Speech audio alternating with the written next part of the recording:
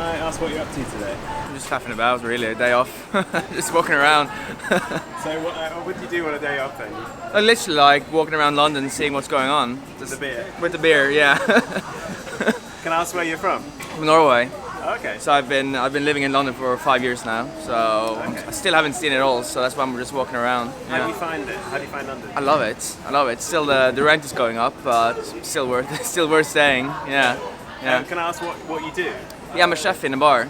Okay. Yeah, keeping bar, and I study. So I'm a part-time chef studying. So What are you studying? I study terrorism at King's College. I'm a university professor, All right. What's your area of expertise? political philosophy. Can I ask how you got into your field? Partly to avoid getting a regular job. When I was in college, I did summer jobs, and they were dreadful. What did you do? Oh, dishwashing, working in a warehouse at Heathrow, being a salad sous chef at one of the restaurants in Selfridges, working in the stocking department at Selfridges, pub work, working as a bouncer at a Butlins holiday camp. What would you say? What would you say you learned most from those experiences? If anything. A 9-to-5 job is to be avoided at all costs.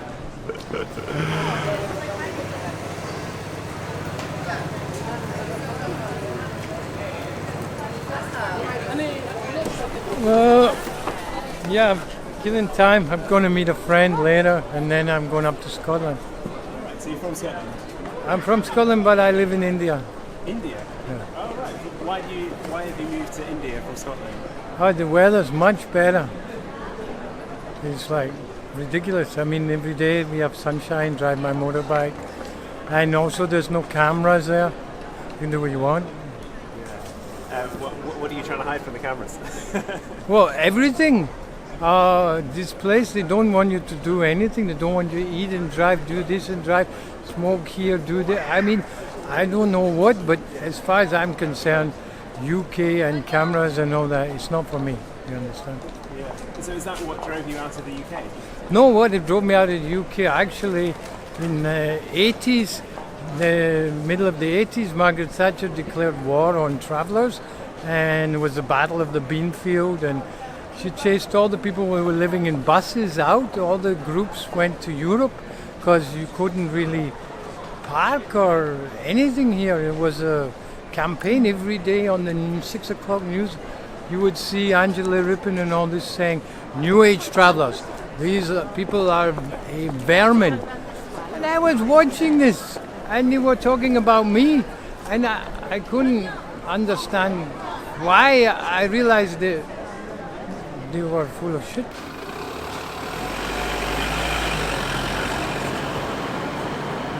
What interests you about terrorism?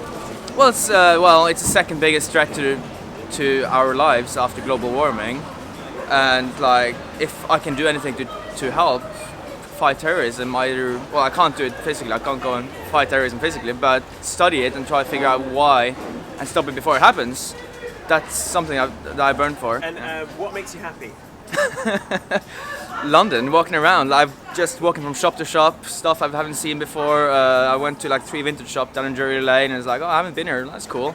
Chatting with people, like Londoners are very welcoming. People don't think that. People think Londoners are very cold, but when you just walk around and say hi, what's going on? It's like they're very welcoming and chattive. Talkative. Or chatty? Chatty, yeah. So I've just been walking around. Like I've just recently stopped listening to music when I walk around. So I'm more. People can just talk to me when I'm not isolating myself, and just love the Londoners and London as a whole.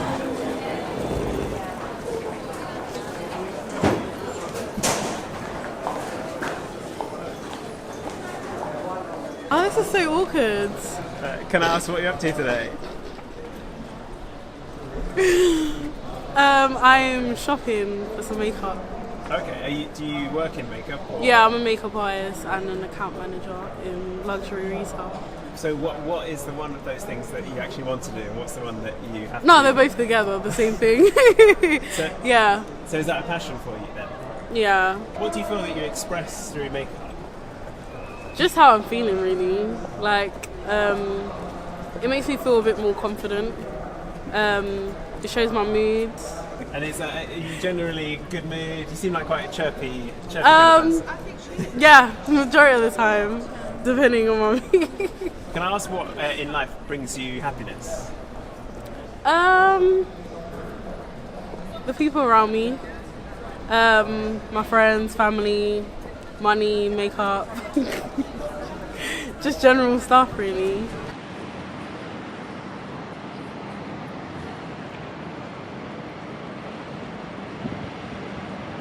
What makes me happy? Oh, nature makes me happy a lot. I'm not in cities much. I live in a tree house. I live in my bus.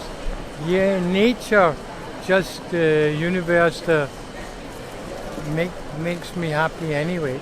What is it about nature in particular that brings you happiness?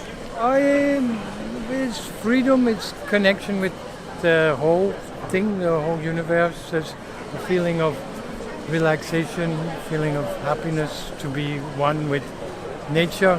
It's not unnatural, it's quite natural, I think. Can you think of a time when you have felt very much not at one with nature, and what effect that had on you? The only time, I did live in London for about 6 months, about 35 years ago or something. I didn't really enjoy that much.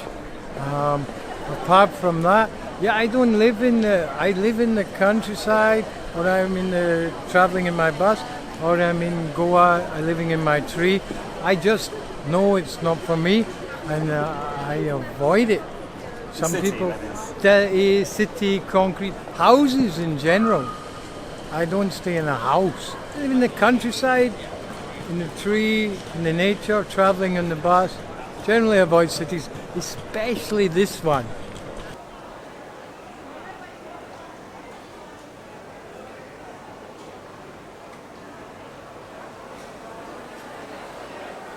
My biggest regret in life, that I didn't become a grown-up sooner.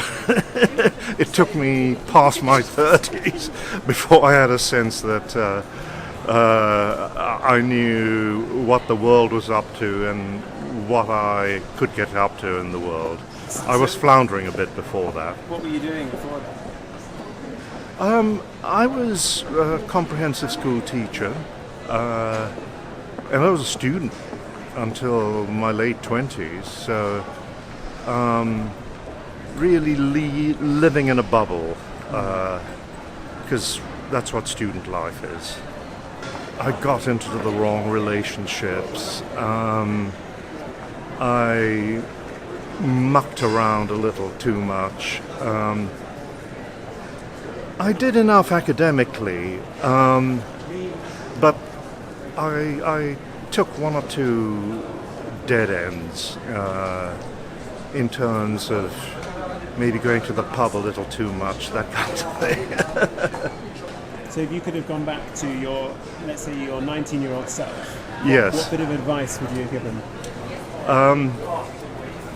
Well, I think I would. I ask questions, but I ask questions about society and politics. I think I would have asked a few more questions about myself.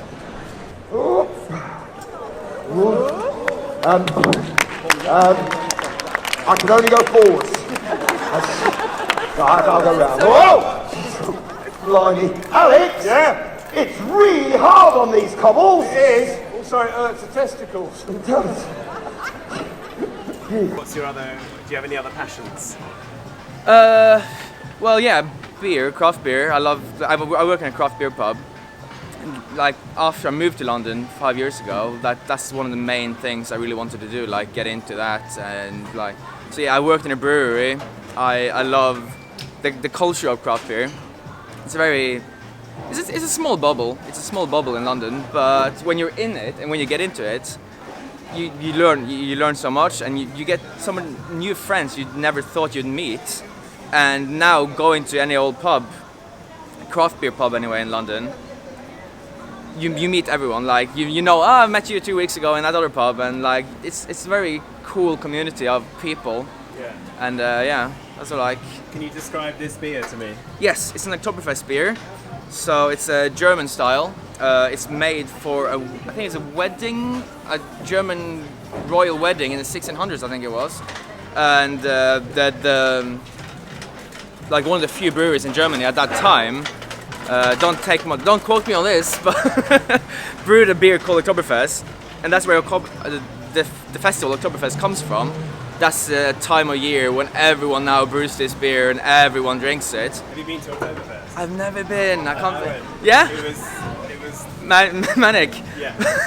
I would love to go. It was carnage. Yeah, like the big old steins coming around. Yeah. Yeah. What kind of music do you play? I play my own music. I make it. It's in the genre of trance, psychedelic trance. Well, that type of music kind of came out of Goa, and I'm very connected with Goa. I've been living there for 37 years. Yeah, the trance music, the trance party, and I like all that kind of thing. It's quite good, it's quite refreshing, frees the mind. It's a kind of form of meditation. A loud form of meditation. Yeah, loud form of meditation, but it gets you there, it gets you focused in the moment to enjoy, to relax, to release, to be part of something. Oh yeah, it works for me. A long, long time ago. Don't leave me standing here. Lead me to your door.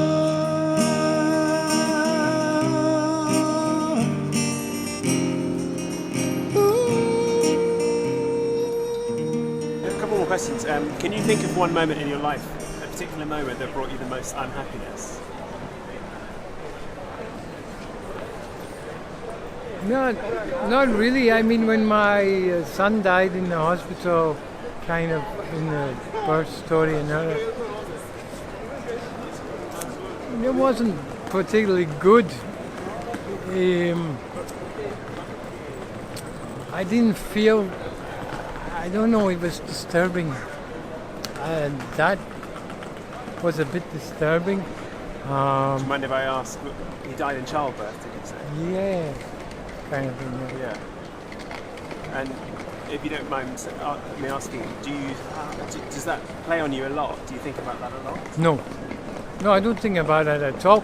At the time, I just noticed that it was not my best day. It was disturbing. I mean, it was getting to me inside something. It was not a good day. Yeah. And can you, on the complete opposite side, can you think of one event in your life that's brought you the most happiness? Oh, many events bring me a lot of happiness. I like dancing at the speaker or on the stage. It's usually all that time is full happiness. Yeah. And what's the key for happiness, do you think? What's the key for happiness? Well, I think it's just being yourself, just enjoying yourself. Don't be in your mind. Don't be thinking about this. Be, free from any stupid things like mind stories. Just being yourself, enjoying life. Are you at peace? Yeah, very much so.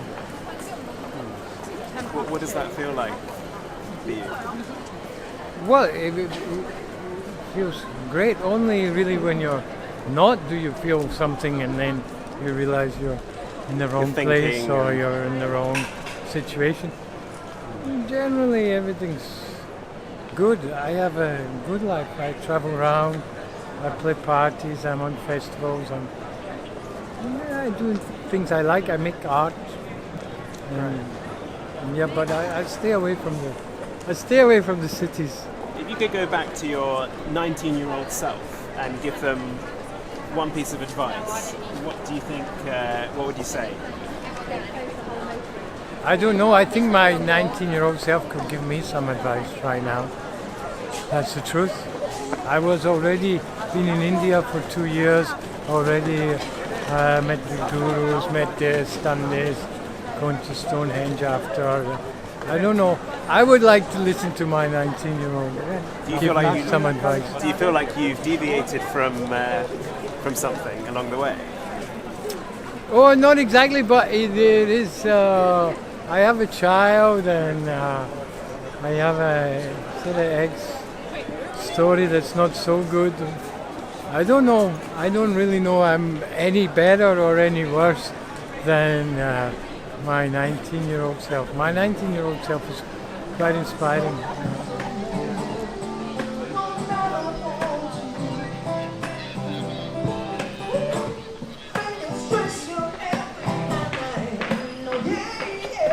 Yeah.